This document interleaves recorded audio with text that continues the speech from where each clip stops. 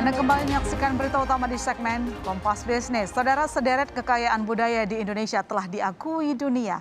Untuk warisan budaya dunia saja, ada 5 yang tercatat diakui oleh UNESCO. Yang sangat populer, ada kawasan Candi Borobudur dan kawasan Candi Prambanan yang penuh dengan nilai-nilai sejarah. Ada pula situs manusia purba Sangiran, tambang batubara Ombilin, Sawah Lunto, serta sistem subak sebagai landscape budaya Bali. UNESCO pun mencatat 4 warisan alam dunia di Indonesia, yakni Taman Nasional Komodo, Taman Nasional Ujung Kulon, Taman Nasional Lorentz, dan warisan hutan hujan tropis Sumatera. Nah, selain 2 kategori tadi, UNESCO juga memiliki daftar warisan budaya tak benda. Tak tanggung-tanggung, ada 1 kekayaan Indonesia yang masuk di dalamnya. 11 maksud saya, saudara. Salah satunya adalah keris yang tercatat oleh UNESCO pada 2008. Keris yang merupakan senjata juga dianggap sebagai benda spiritual. Menyusul keris, alat musik angklung ikut mendapat pengakuan UNESCO pada tahun 2010. Selain itu, mulai dari pertunjukan wayang hingga pencak silat masuk dalam kategori warisan budaya tak benda. Dan saudara, satu lagi kekayaan Indonesia yakni kuliner rendang tengah diperjuangkan pemerintah untuk masuk dalam daftar warisan budaya tak benda UNESCO. Pemerintah Provinsi Sumatera Barat menyelenggarakan acara memasak rendang sedunia pada 21 Agustus 2021. Acara dipusatkan di Kota Padang, tetapi diikuti oleh perwakilan dari 5 benua secara virtual. Kegiatan ini bertujuan untuk membuat rendang semakin digemari hingga ke seluruh dunia dan menguatkan rendang untuk didaftarkan ke UNESCO. Ini seluruh dunia, jadi ada dari Amerika, Eropa, ada dari Timur Tengah, tadi Kuwait juga kita sudah sempat menyapa juga, dari Australia, dari Afrika. Dan juga dari seluruh Nusantara. Ada juga yang bukan dari Indonesia, yang dari luar negeri pun juga mereka mengikuti kegiatan ini. Jadi memang ini kegiatan ini di samping bangsa Indonesia, termasuk orang Minang yang di perantauan, yang tersebar di seluruh dunia di bawah benderanya diaspora itu, alhamdulillah semuanya mengikuti ini dengan lancar. Ya, berbicara soal rendang yang mendunia, kita akan berbincang dengan Ibu Harnely Mahyaldi, Ketua Dewan Kerajinan Nasional Daerah Sumatera Barat. Dan nanti juga akan bergabung bersama kita Bapak Dino Pati Jalal, Presiden Minang Diaspora. Assalamualaikum Bu Harnely. Waalaikumsalam warahmatullahi wabarakatuh. Sehat selalu ya Bu? Alhamdulillah sehat. Alhamdulillah. Bu, ini pertanyaan pertama. Mengapa rendang ini begitu penting untuk diketahui dunia sebagai masakan warisan negara kita? Iya. Karena kita tahu bahwasanya rendang merupakan warisan budaya Minangkabau, Sumatera Barat, ya, Indonesia, yang mana kita melihat bahwasanya ini sudah diakui dunia bahwasanya rendang adalah randang adalah masakan terlezat di dunia, dan itu sudah diakui gitu. Dan di sini kita melihat bahwasanya randang ini adalah sesuatu yang cara memasaknya, bumbu-bumbunya, satu mempunyai keunikan. Dan ini memang di mana ada orang Minang, ada orang Minang di situ ada rendang. Bahkan kemana ya, kita alhamdulillah kemarin kita mengikuti merendang sedunia, itu sampai dunia Eropa, Australia, sampai ke Timur Tengah pun luar biasa ya, diikuti hampir 3.000 ya, hampir 3.000 peserta. Ini menunjukkan bahwasanya memang harus diakui ya bahwasanya rendang itu adalah miliknya Minangkabau, miliknya Sumatera Barat ya. Karena dari proses-proses, dari cara-cara masaknya, keunikan dan lain-lain sebagainya, dan filosofinya itu ada ya, lengkap sama kita semua gitu. Tadi disebutkan kalau sebenarnya bukan cuma rasanya yang enak ya, tapi prosesnya juga sangat menarik untuk diketahui. Tadi Ibu mengingatkan soal filosofi. Mungkin bisa dijelaskan filosofi utama rendang ini yang begitu unik untuk diketahui dunia, apa aja? Iya. Daging itu adalah merupakan lambang ya, daging atau daging sapi yang mau direndang ya, walaupun rendang itu tidak hanya daging sapi ya, tapi ini untuk khusus kita ceritakan awalnya rendang itu ada daging sapi. Ya nanti kita akan ceritakan juga jenis-jenis rendang yang ada ya. Daging itu lambang ninik mama ya, dan mundo kandung di dalam di dalam adat Minangkabau itu adalah sangat ya. Nini mama ya, bundo kanduang itu adalah sangat menentukan untuk bagaimana suksesnya suatu kaum, ya sangat menentukan. Kemudian kelapa menunjukkan itu adalah cerdik pandai.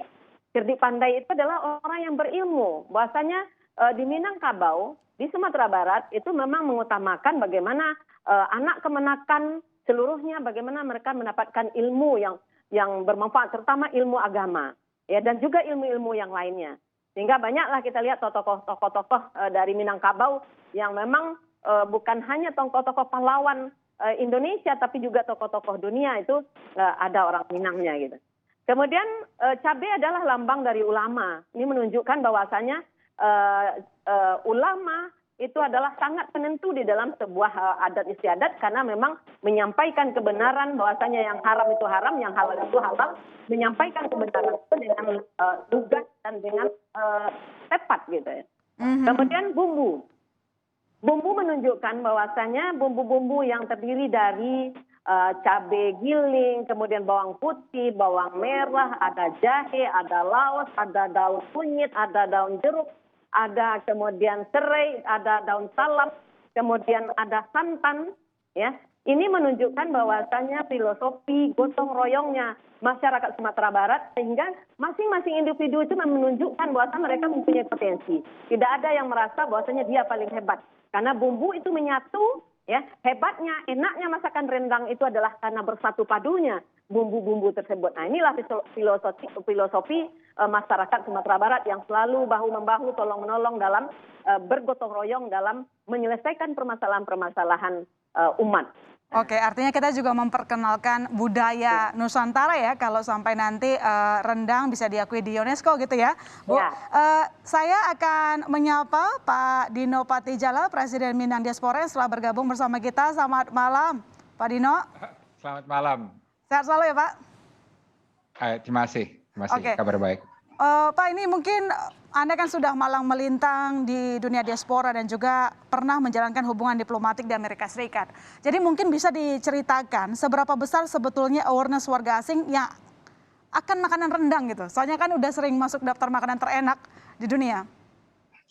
Iya, jadi sewaktu saya di Amerika, kalau saya ke restoran Indonesia atau restoran Asia lainnya, andalannya biasanya rendang. Ya, jadi kalau kita ke restoran Singapura atau ke restoran Malaysia juga mereka menyebutnya ada beef rendang gitu ya dalam menu mereka.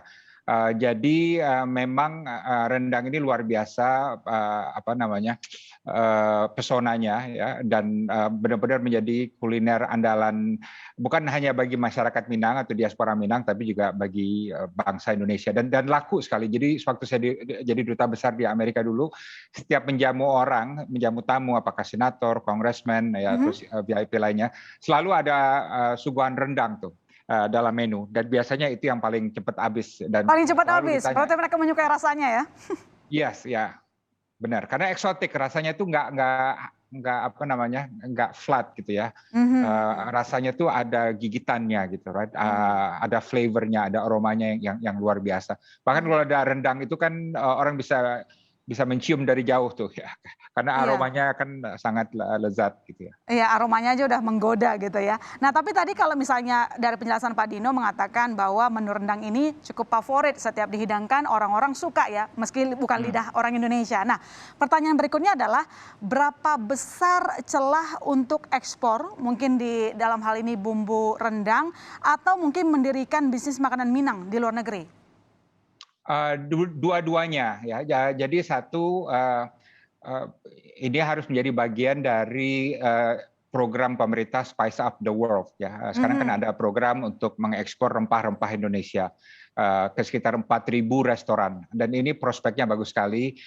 Untuk tahun lalu saja udah sekitar 14 triliun ininya ekspor, dan bertambah sekitar 2,5%. Jadi tidak menurun, tapi justru bertambah walaupun di tengah pandemi. Dan kita ambisinya itu adalah meningkatkan menjadi $2 miliar di tahun 2023. Jadi besar sekali potensinya. Nah, tapi tentu harus dikirim ke restoran di luar negeri kita harus punya jaringan, dan restoran Minang pun juga harus makin banyak. Saya melihat restoran Minang nggak banyak di dunia barat ya, banyaknya tuh di Asia Tenggara, di Singapura atau Malaysia. Mungkin yang harus disesuaikan di luar negeri itu nggak bisa menyajikan makanan per piring, dan kalau nggak habis dipindahin ke meja lain. Kalau di kita kan biasa gitu ya. Kalau di dunia barat itu model itu nggak bisa tuh, karena ada peraturannya ya, dan lain sebagainya. Jadi walaupun makanannya sama, tapi metode penyajiannya harus beda kalau di dunia barat ya. Oke, Ya.